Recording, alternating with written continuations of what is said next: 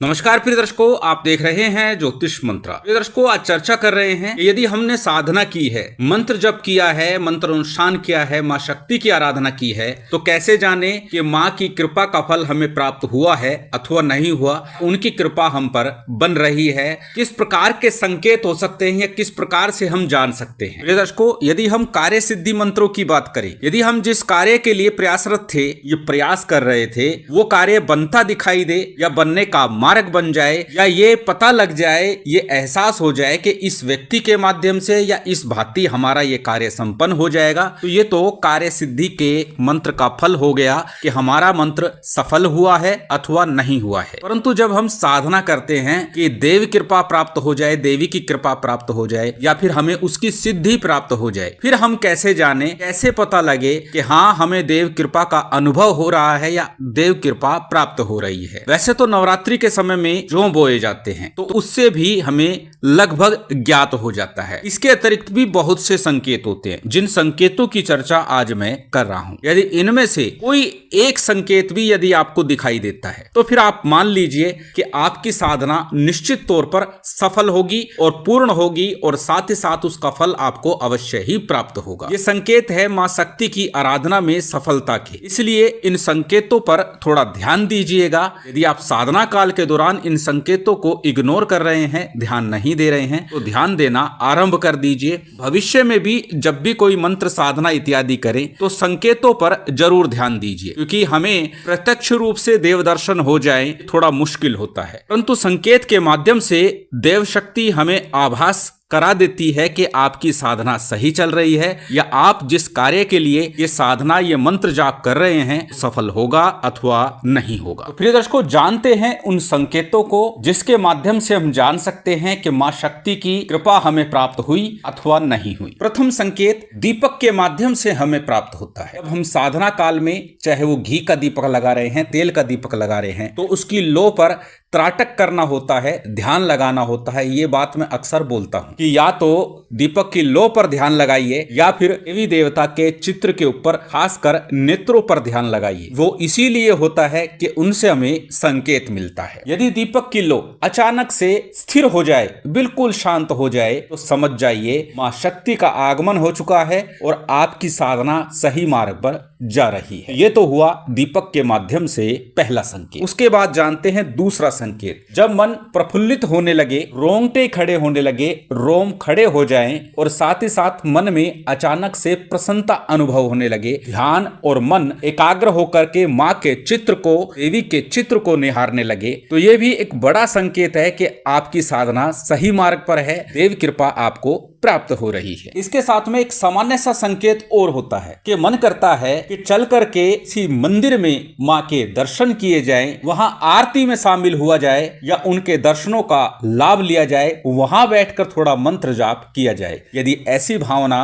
पूजा पाठ के समय जागृत हो जाती है, तो ये भी माँ की साधना सिद्धि के संकेत मिल रहे हैं। प्रिय दर्शकों, अगला संकेत, जब साधना में थोड़ा हम आगे बढ़ते हैं, तो ये स्पष्ट रूप से दिखाई देने लगते हैं। जब हम थोड़ा आगे बढ़ते हैं, संकेत होते हैं माँ भगवती शक्ति के चिन्ह आपको दिखाई देने लगे। सपने में माँ भगवती शक्ति स्वयं दिखाई दे जाए, उनका सिर दिखाई दे जाए, त्रिशूल या सिंदूर दिखाई दे, अथवा घंटा ध्वनि सुनाई देने लग जाए, तो ये भी माँ शक्ति के आगमन के, उनकी कृपा के, आपकी साधना की सफलता के संकेत बताते हैं। प्रिय दर्शकों, अगला संकेत अक्सर आपने अनुभव किया होगा, क्योंकि जब ये हम साधना आरंभ करते हैं, तो कुछ समय बाद ही ये संकेत आरंभ हो जाते हैं। जब भी हम अपने पूजा कक्ष में, साधना स्थल पर प्रवेश करेंगे, तो एक मंद मंद सुगंध आपको प्रतीत हो, तो ये संकेत है शक्ति का आगमन आपके साधना स्थल पर हो चुका है, आपकी साधना सफलता की ओर बढ़ रही है। प्रिय दर्शकों, अन्य संकेतों में एक संकेत ये भी है कि जब आप साधना कर रहे हैं,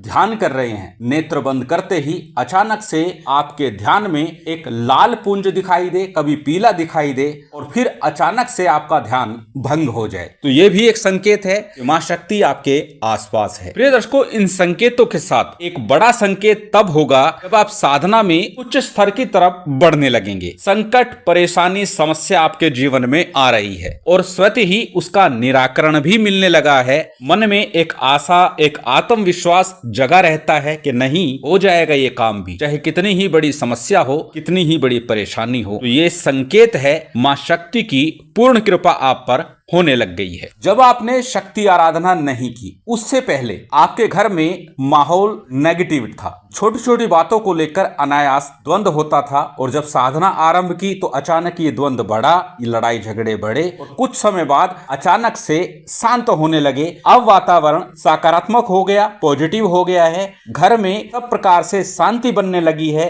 तो ये भी संकेत है कि निश्चित ही शक्ति की कृपा अब आपको प्राप्त होने लगी है। प्रिय दर्शकों, एक अन्य संकेत जो अक्सर साधकों को अनुभव होता है, वो अनुभव ये है कि उनके अपने आप में बहुत अधिक कभी गर्मी लगती है और कभी अत्यंत शीतलता का एहसास होता है, ठंड सी लगने लगती है। तो ये भी एक संकेत है शक्ति आपके आसपास है, आपके ऊपर पूर्ण कृपा बना रही है। प्रिय दर्शकों, ये सामान्य संकेत हैं, इन संकेतों को समझे, जाने। इसके साथ स्वप्न के माध्यम से भी अनेकों अनेक संकेत हमें शक्ति करा देती है। प्रत्येक व्यक्ति को स्वप्न के माध्यम से भिन्न भिन्न संकेत मिलते हैं। उन संकेतों को समझना होता है, जानना होता है, उसी से हमें पता लग जाता है कि शक्ति हमें संकेत दे रही है। पूर्व में एक यंत्र की चर्चा की है कि उस यंत्र को लगाने से घर से नकारात्मक शक्तियों का पलायन होता है। साथ ही साथ उस यंत्र पे लिखे अंक मिटने लगते हैं। यदि आपके घर पर किसी ने तंत्र क्रिया की हो, किसी ने कोई प्रयोग किया हुआ हो, तो अंक मिटने लग जाएंगे। मूठ चौकी इत्यादि छोड़ी गई है तो यंत्र पर लगा शीशा चटक जाएगा,